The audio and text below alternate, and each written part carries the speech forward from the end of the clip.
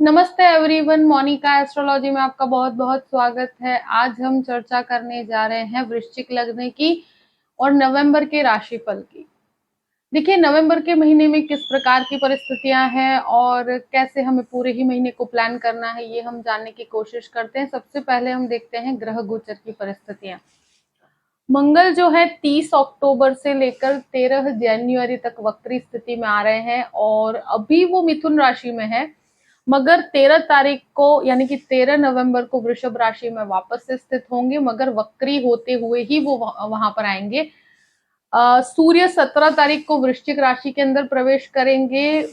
बुध 13 तारीख को वृश्चिक राशि के अंदर प्रवेश करेंगे और शुक्र जो है वो 11 तारीख को वृश्चिक राशि में आएंगे। आपके लग्न के अंदर बहुत सारे ग्रहों का एक तरह से जो कॉम्बिनेशन बन रहा है। और एक बहुत इंपॉर्टेंट फैक्टर ये है कि गुरु मार्गी हो रहे हैं 24 नवंबर से, तो वो एक बहुत इंपॉर्टेंट फैक्टर है, उसकी भी हम बात करेंगे। सबसे पहले शुरुआत करते हैं आपके लग्न से।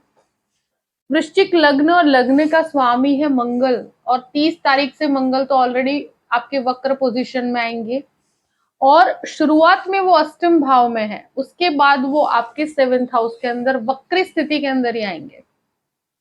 और लग्न का स्वामी है आपका मंगल, मगर शुक्र की जो पोजीशनिंग रहेगी वो 11 तारीख के बाद, यानी 11 तारीख से शुक्र केंद्र के अंदर है और साथ में बुध 13 तारीख के बाद यहाँ पर आएंगे और 16 तारीख के बाद सूर्य का भी एंट्री होगा और शुक्र मंगल का एक परिवर्तन योग बन रहा है जो बहुत इंपॉर्टेंट है 13 तारीख के बाद।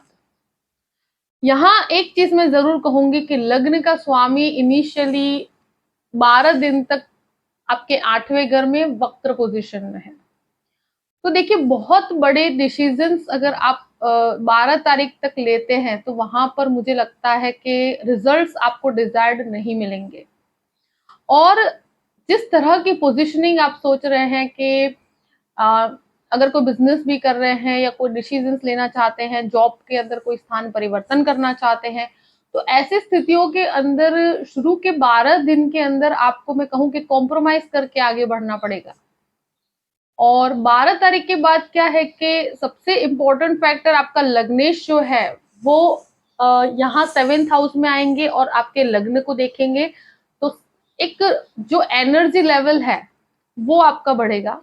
दूसरी चीज, शुक्र भी यहाँ पर आएंगे और परिवर्तन योग भी होगा, तो प्रेजेंटेशन और भी स्ट्रांग रहेगा। बुध उसके साथ 13 तारीख को जुड़ेंगे, तो एक तरह से एक लक्ष्मी नारायण योग भी बनता है। और 16 तारीख के बाद जैसे ही सूर्य यहाँ एंट्री होंगे, उसके बाद आपके हर कार्य के अंदर आपको सफलता मिलती है। तो मुझे लगता है कि बहुत इंपॉर्टेंट जो डिसीजंस हैं वो 12 तारीख से 16 तारीख तक आप ले सकते हैं। 16 तारीख के बाद और भी अच्छा समय है, वहां आपके हर कार्य के अंदर एक तरह से बढ़ोतरी।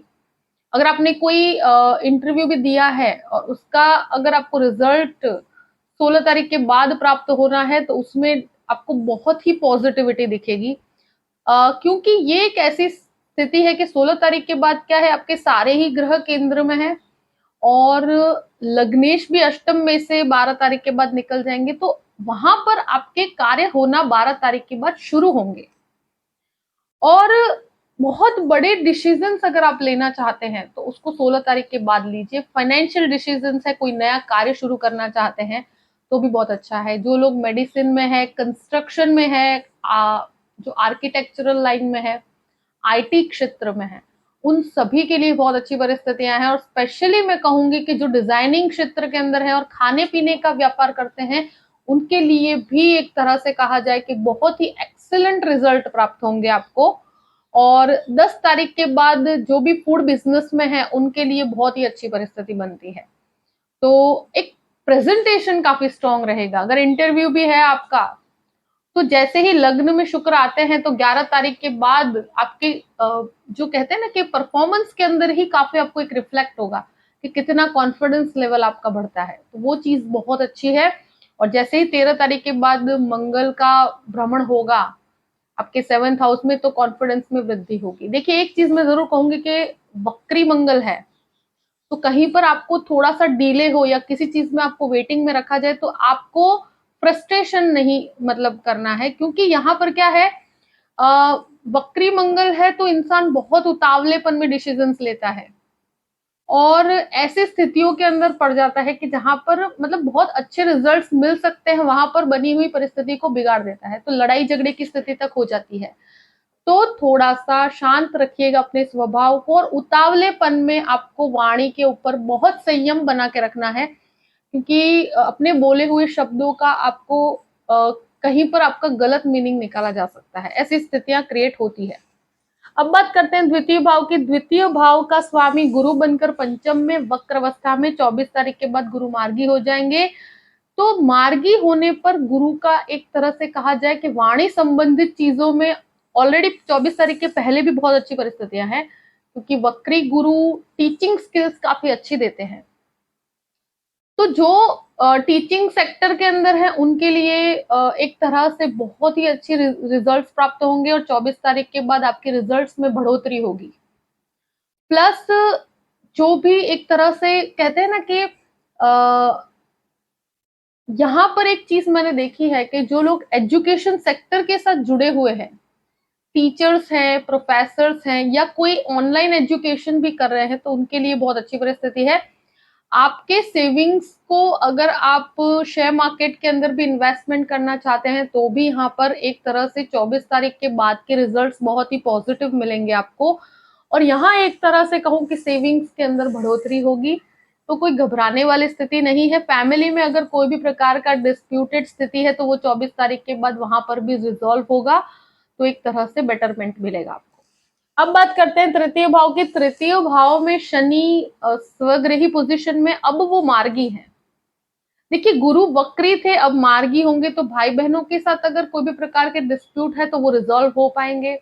कुछ नए इनिशिएटिव लेना चाहते हैं तो एक तरह से कहा जाए कि 13 तारीख के बाद लीजिए, कि 13 तारीख से भी आप शुरुआत करें तो बहुत अच्छा है, और 16 तारीख के बाद के रिजल्ट्स तो बहुत ही अच्छे रहेंगे आपके लिए। इनिशिएटिव को आगे बढ़ाया जा सकता है। यहाँ पर जो डिसीजन स्थान परिवर्तन से कनेक्टेड है उनको भी लिया जा सकता है, और उस तरह के डिसीजंस आप 12 तारीख के बाद लीजिए तो आपको रिजल्ट अच्छे मिलेंगे। और अब यहाँ पर मैं कहूँ कि ट्रैवलिंग वालों के लिए भी बहुत अच्छा है, स्पिरिचुअल यात्राएं करना चाहते हैं तो यहाँ पर बहुत अच्छे योग बनते हैं।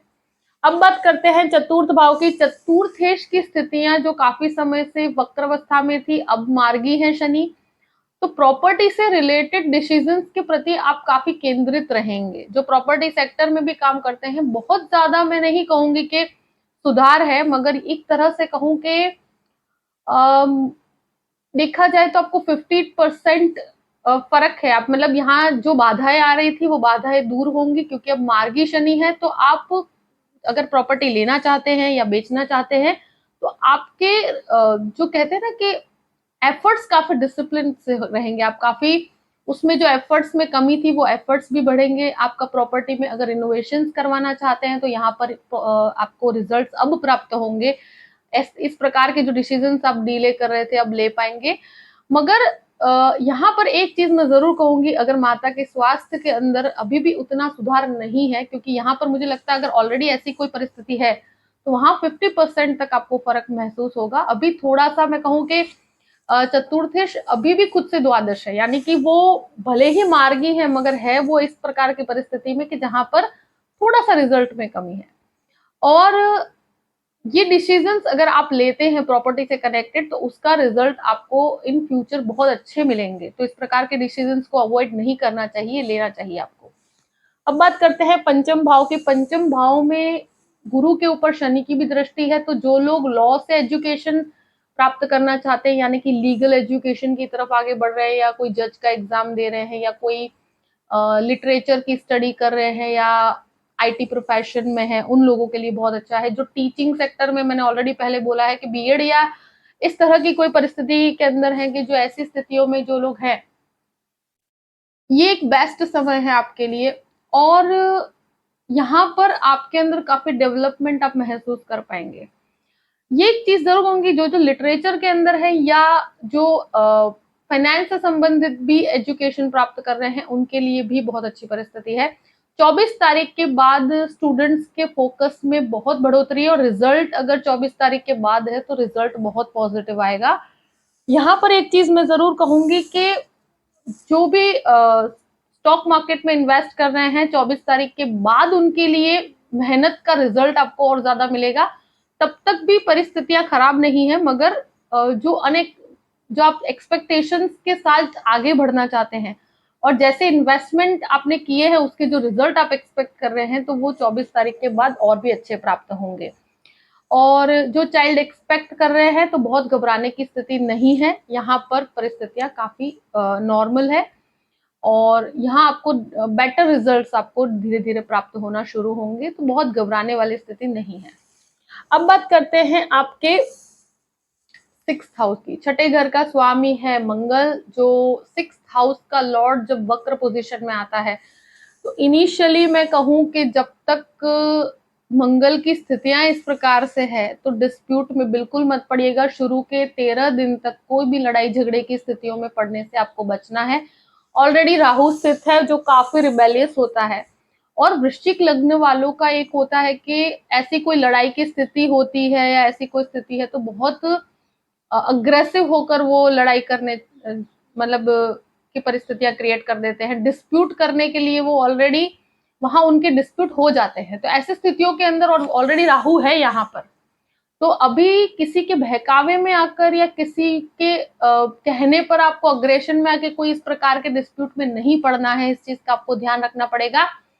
और स्पेशली 13 दिन तक तो आपको बहुत संभल के चलना पड़ेगा। उसके बाद की स्थितियां भी संभलने की है, मगर फिर भी शुरुआत का जो समय है वहां पर गलतियां होने की संभावनाएं ज्यादा बनती है।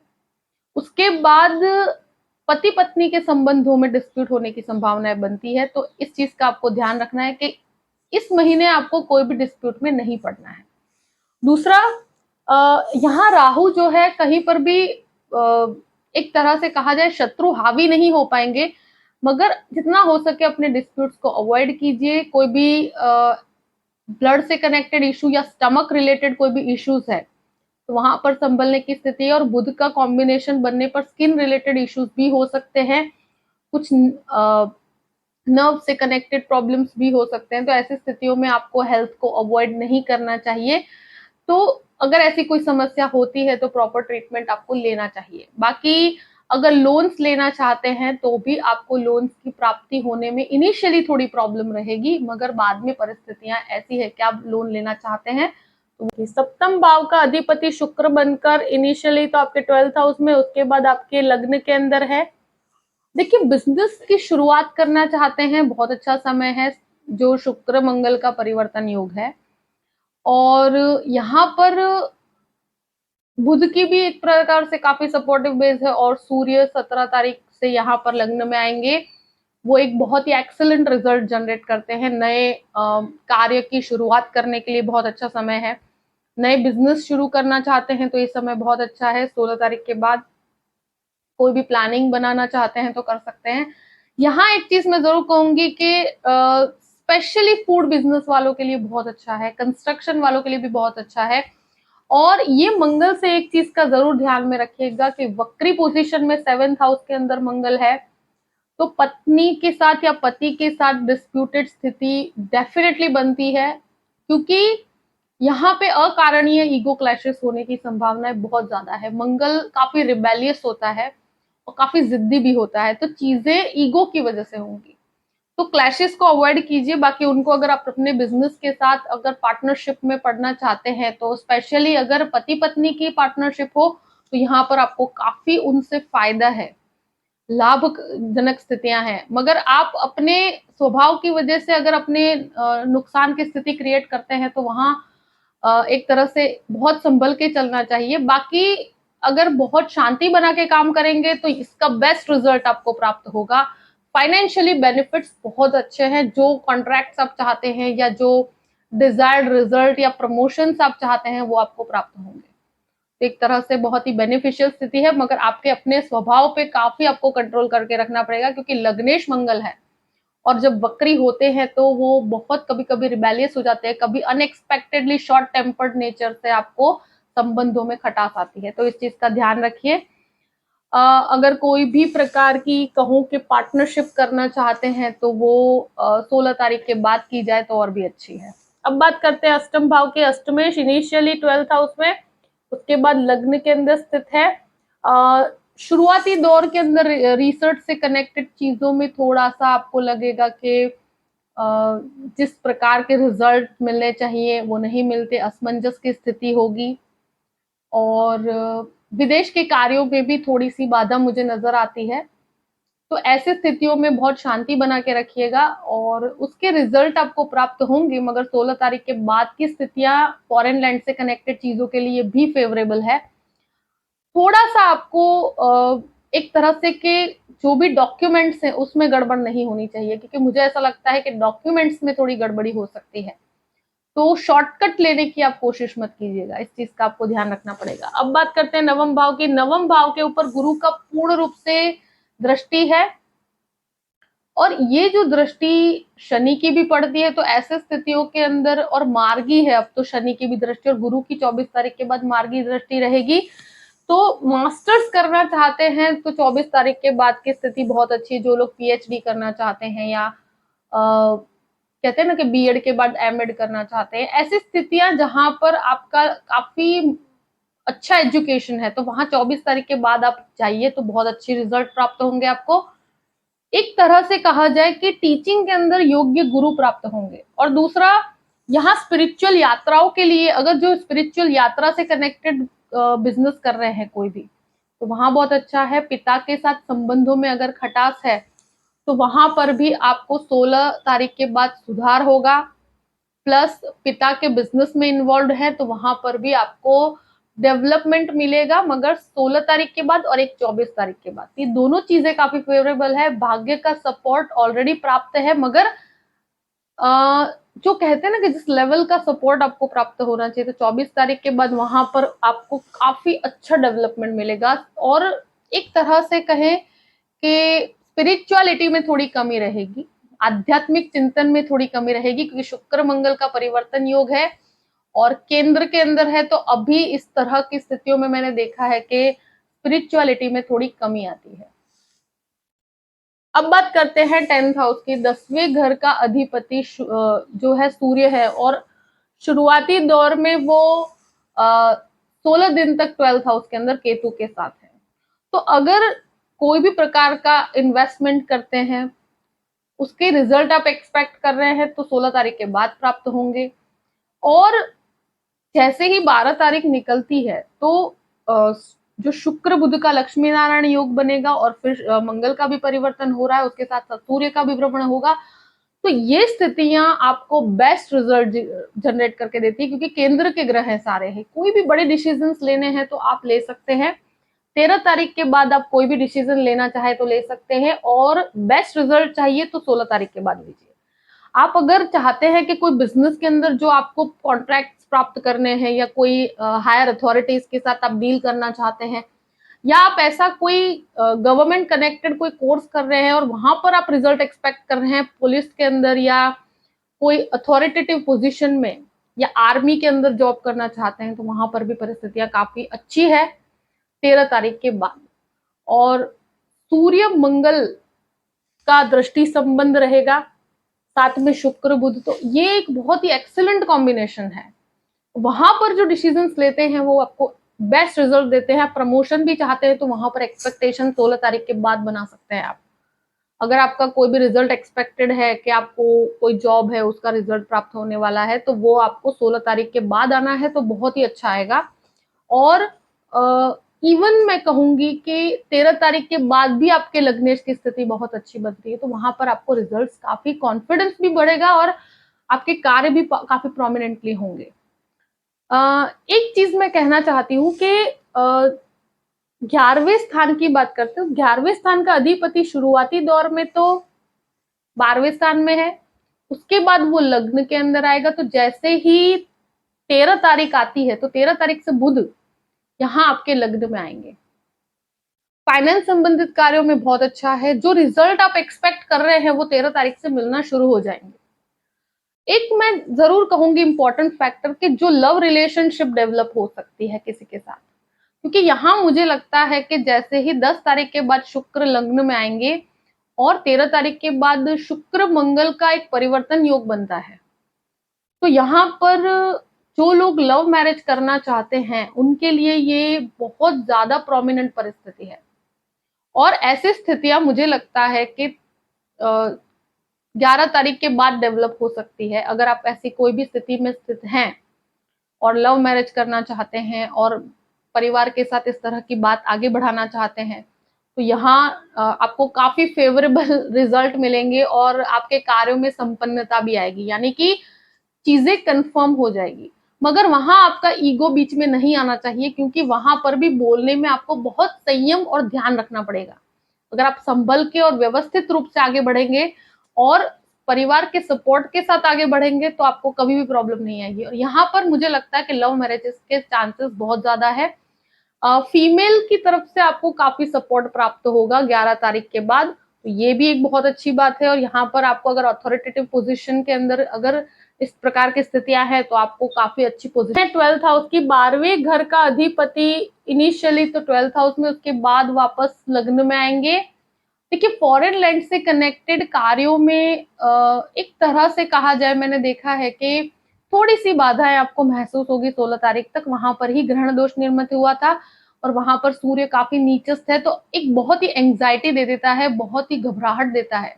तो शुरू के 12 दिन तक आपको काफी घबराहट की स्थिति रहेगी, बहुत ही अनएक्सपेक्टेड जो थॉट्स होते हैं, जो आपने कभी नहीं सोचे, इस प्रकार के स्थितियां होंगी, एंग्जाइटी प्रॉब्लम्स होंगी।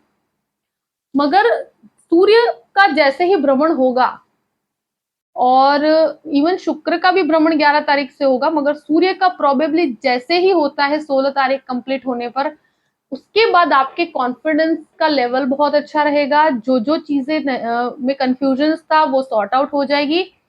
और फॉरेन लैंड से कनेक्टेड कोई भी कार्य है वहां पर भी आपको 17 तारीख से रिजल्ट पॉजिटिव मिलेंगे। तो बहुत घबराने की स्थिति नहीं है, थोड़ा संभल के डिसीजंस लीजिएगा और अपने खर्चों पर थोड़ा सा नियंत्रण रखिएगा, क्योंकि यहाँ पर मुझे लगता है कि जैसे ही यहाँ पर 13 तारीख के बाद मंगल का भ्रमण होगा और ऐसी स्थितियां होती है तो व्यक्ति काफी खर्चीले स्वभाव का हो जाता है। तो ऐसी स्थितियां मुझे 13 तारीख के बाद क्रिएट होगी, उसके पहले नहीं, मगर बाद में ज्यादा है। तो अपने जो भी एक्सपेंसेस है उनको काफी प्लान करके आगे बढ़िए तो प्रॉब्लम नहीं है। बहुत वेस्टफुल एक्सपेंसेस से आपको बचना है। देखिए, जो भी वृश्चिक लग्न वालों के लिए परिस्थिति है मैंने आपके सामने रख दी है। आई होप कि ये वीडियो आपको पसंद आया होगा। पसंद आए तो लाइक भी कीजिएगा और सब्सक्राइब भी कीजिएगा। अगर आप मुझसे कंसल्टेशन लेना चाहते हैं तो डिस्क्रिप्शन बॉक्स में मैंने अपना ईमेल आईडी दिया हुआ है, astrologymonica@gmail.com। आप उस पर मेल कर सकते हैं। मैं आपको पूरी ही जानकारी प्रदान करूंगी कि कैसे मुझसे कांटेक्ट किया जाए और कैसे मुझसे कंसल्टेशन लिया जाए। देखिए, परिस्थितियों को ध्यान में रखते हुए अपने पूरे ही महीने को प्लान कीजिए और हमेशा खुश रहिए। Thank you so much. जय श्री कृष्ण।